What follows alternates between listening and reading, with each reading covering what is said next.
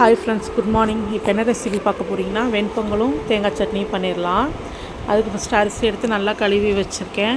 சட்னிக்கு தேவையான பொருட்கள் எல்லாம் ரெடி பண்ணி வச்சுட்டேன். ரேஷியோ பார்த்திங்கன்னா 1 டம்ளருக்கு 3 டம்ளர் தண்ணி விடணும்.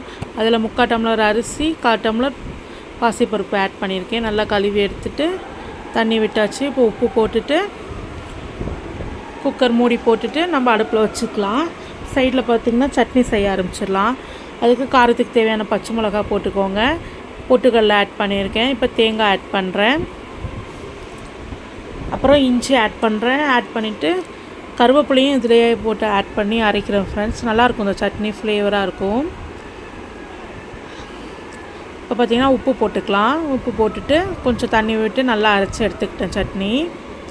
இப்போ இதுக்கு நமக்கு எவ்வளோ தண்ணியாக வேணும்னா கொஞ்சம் தண்ணி விட்டு கலந்து வச்சுக்கலாம் சட்னியை. இப்போ பார்த்திங்கன்னா எனக்கு இந்த சட்னி இவ்வளோ தண்ணி போதும். இப்போ பார்த்திங்கன்னா பொங்கலும் நமக்கு வெந்துருச்சு நல்லா.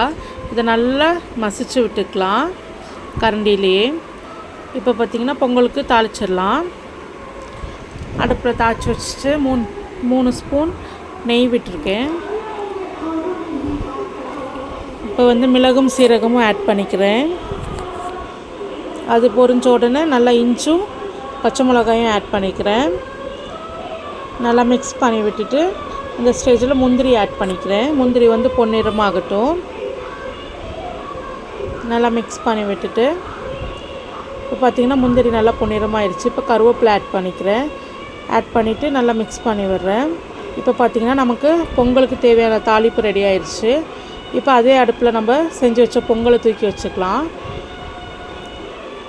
வச்சுட்டு கொஞ்சம் சூடு ஏறினதுக்கப்புறம் நம்ம நெய்யில் வறுத்து வச்சது எல்லாத்தையுமே தாளித்ததை கொட்டிக்கலாம். கொட்டிட்டு அப்படியே இந்த ஹீட்லேயே நல்லா மிக்ஸ் பண்ணி விடலாம். அப்போ பொங்கலுக்குள்ளே இந்த இதெல்லாமே நல்லா இறங்கி நல்லா ஃப்ளேவர்ஃபுல்லாகவும் நல்லா டேஸ்ட்டாகவும் இருக்கும் ஃப்ரெண்ட்ஸ். வீட்டில் ஒன் டைம் இந்த மாதிரி செஞ்சு பாருங்கள், நல்லாயிருக்கும். இப்போ நல்லா மிக்ஸ் பண்ணி விட்டாச்சு. பார்த்தாலே உங்களுக்கே தெரியும் பொங்கல் எவ்வளோ குலைவாக நல்லா இருக்குன்னு.